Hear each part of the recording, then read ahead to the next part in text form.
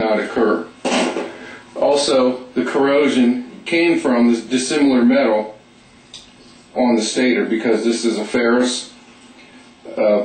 Take some sandpaper and sand that off, or wire brush it off, or buff it off with a buffing wheel, and then put a little bit of the either dielectric or white lithium grease on that too.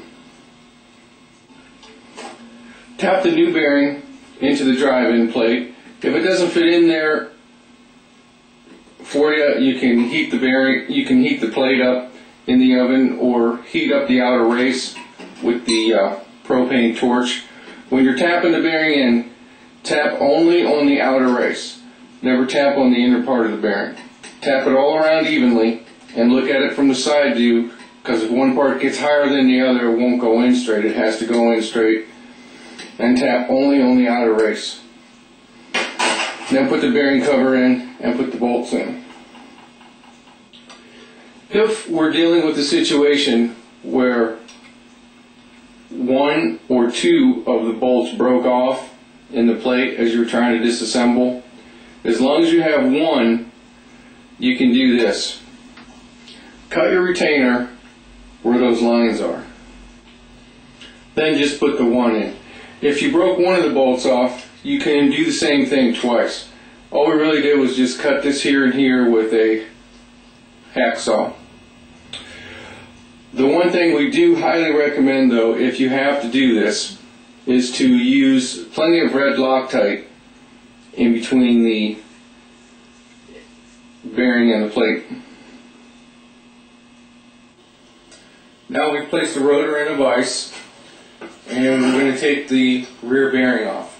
We're going to use a 1/4 inch by 6 inches section, put it sideways,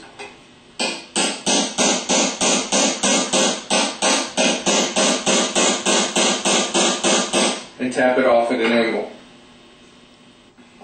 Now we're going to take the slip ring off so we can put a new, what you might call a commutator on there. It's actually called a slip ring. As far out as you can get these before the riser starts coming up, cut right here and here, right at the very edge, before the other part goes 90 degrees down. Cut with a pair of wire cutters. There it is from the side view. Notice how I made my cut as far out towards the edge as I could, but not part of the part that's coming up out of the bottom of the rotor itself. I put a little bit of yellow paint on there so you could get a better visual. So you want to make both cuts right in that area. Also, you want to be careful not to cause any breakage in the plastic.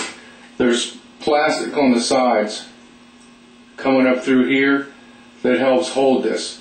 You want to do your cut so that that doesn't break. It should still be a rigid piece when you're done cutting it. You can move it just a little bit, but if it's broken and wobbly, then things aren't going to work out for you. Here's that plastic piece on the side that I was telling you about. Keep that as much intact as you can. Now I want the slip ring off of the shaft. So what I'm going to do is just take 2 big screwdrivers and tap them underneath. And when you pry up, stay away from those 2 sensitive areas that we just took a look at. So you'd be about 90 degrees away from them. And just pop it. And this comes right off.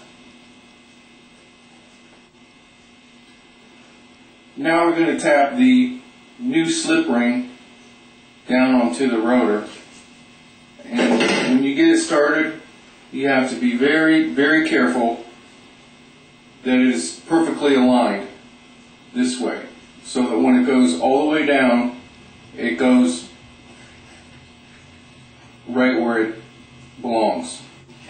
And what I mean by that is this area right here has to go exactly down in this groove. So when you're lining it up and you start tapping it on, don't look so much at the wires, but look at and concentrate on this part being exactly centered into this slot right here. So we're going to take a wire toothbrush and gently clean up the leads where they come up so that we can get a nice clean solder joint. Don't do this real rough because you don't want to damage the plastic that holds them in place. Also, you can clean if there's any corrosion or dirt on the grooves so that the slot of the slip ring fits right down into it. Then clean that up too. So what we're going to do is put a little bit of oil on this spline, a couple drops, and spread it around. Then take the slip ring, line it up exactly, and then use a 3/4 socket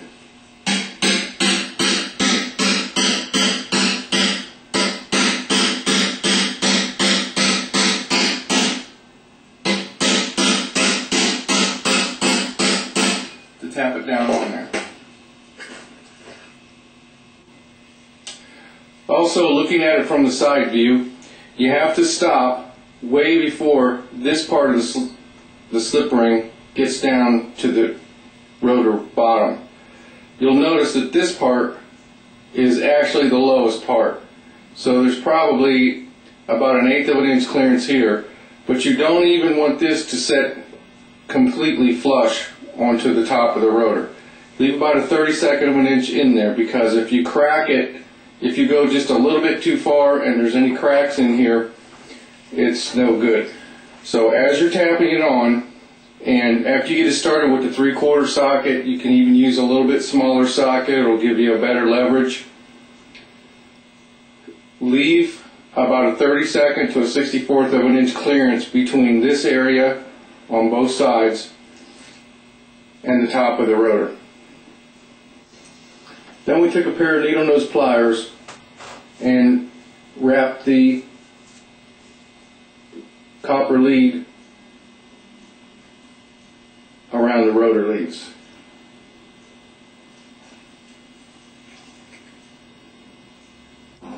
Then we're going to put a little bit of flux on it and solder it. Now we have a video in alternatorrebuildkits.com on soldering, but I can tell you quickly that the secret to soldering is to heat up both pieces equally. So you can see that both of my tongs are touching one of each of the two pieces. You need at least 200 watts for this.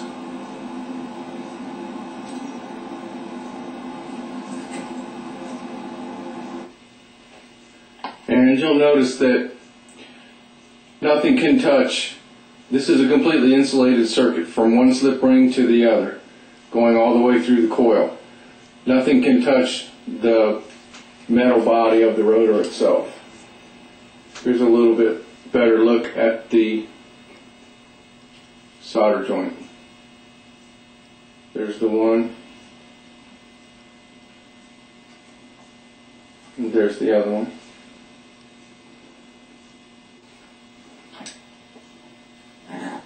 You'll notice how the whole cavity is filled up with solder, but not so much that it drips off the sides. Now we're going to take some 80 grit or 60 grit paper and do a really nice job polishing up the slip ring to get any lines or imperfections out of it. Then we're going to take some red Loctite and put it in this area right here, up close to the bottom of the shaft. Put the front plate in a vise set the rotor down in.